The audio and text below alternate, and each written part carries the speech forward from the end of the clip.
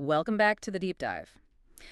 Okay, so you've given us some really interesting source material today, all about MK Manet's Metro Clean. Our goal here isn't just to, read off a service list.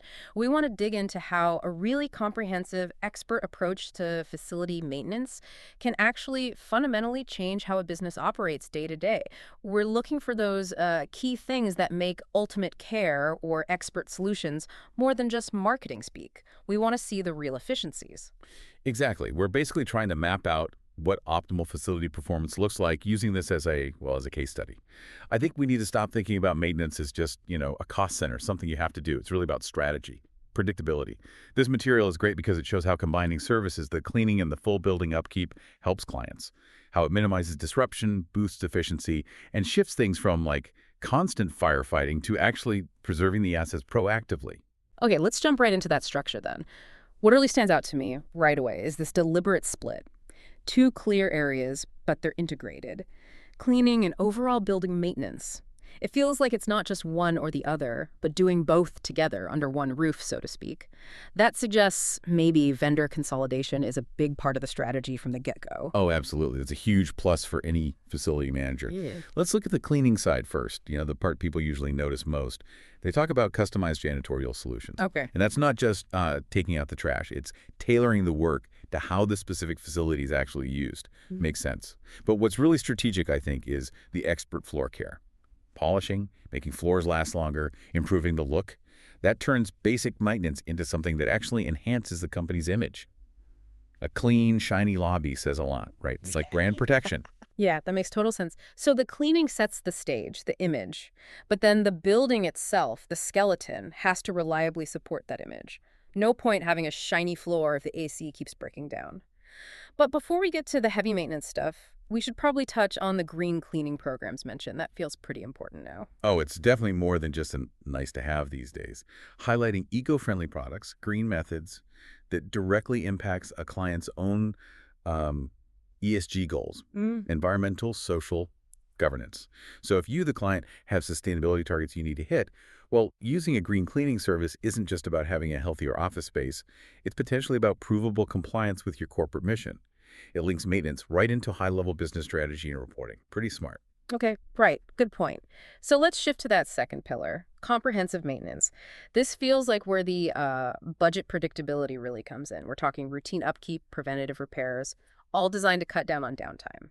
But how deep does this comprehensive label really go? What are we actually talking about?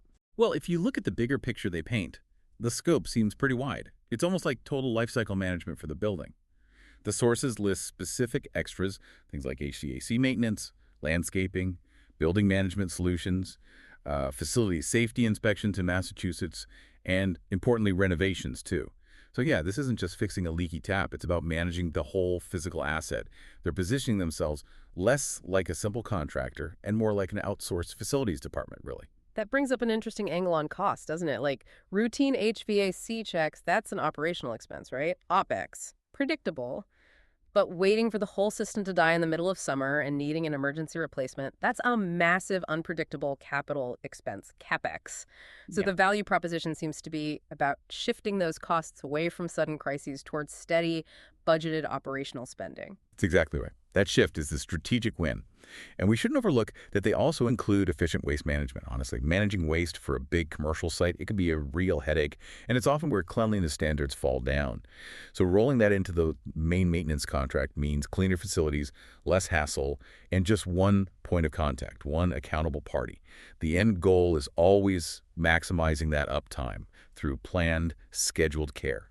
Predictive, not reactive. Okay, that flows perfectly into the next big question, logistics. How do they deliver? It's one thing to have a great list of services, but delivering them smoothly, maybe even nationwide like they suggest, while keeping quality high everywhere, that sounds like a huge challenge.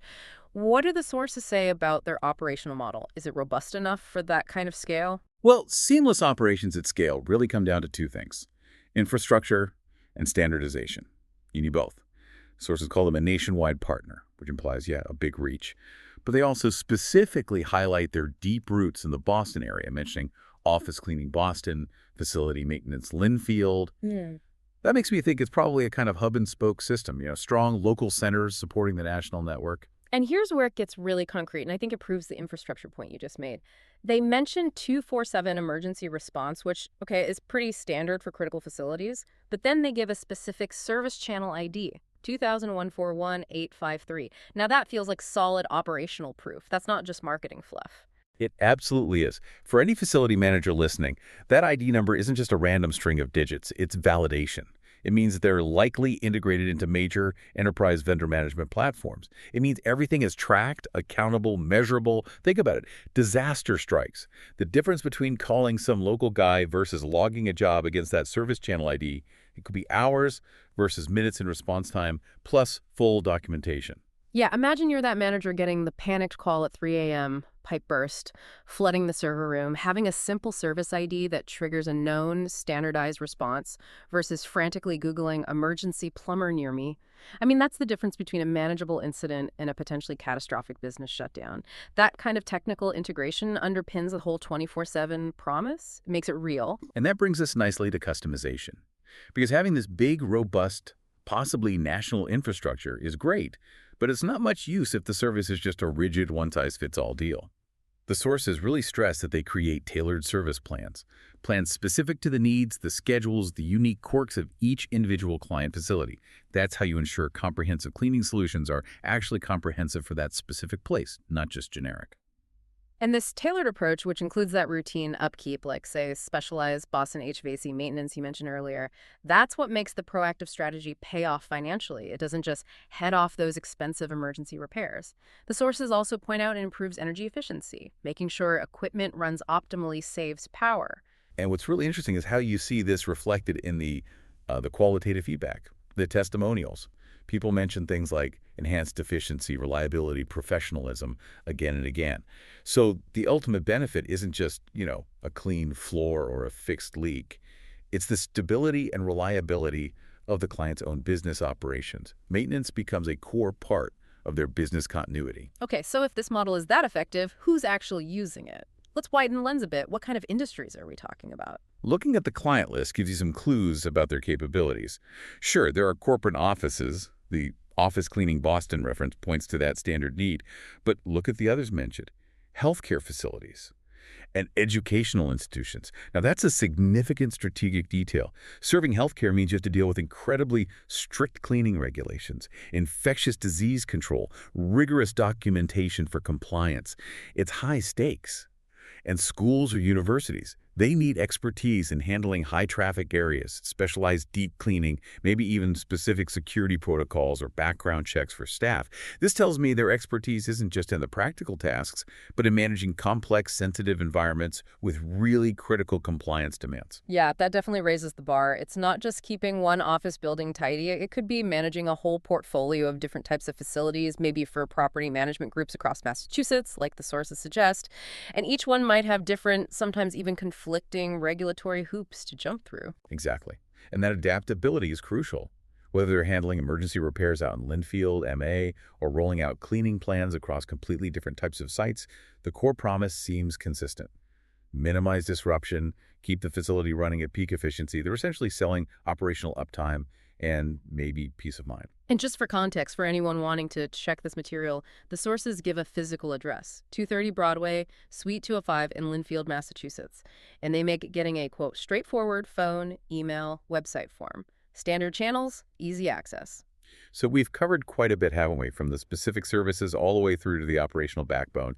I think the main strategic point, the big takeaway from this model we've looked at, is how expert facility management can really shift maintenance. Move it away from being this reactive, unpredictable cost drain and turn it into a managed strategic approach to preserving assets. Right. That seems like a good place to wrap up our deep dive based on these sources.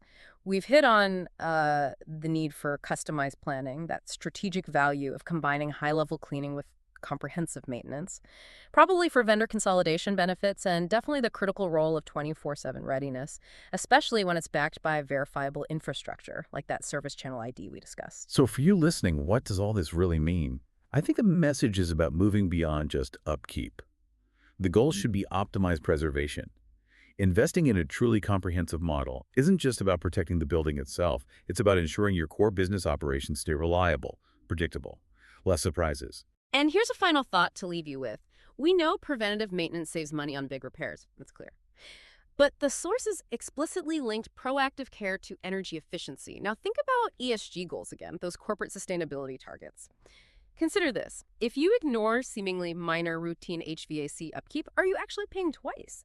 Once through higher energy bills and eventually bigger repair costs.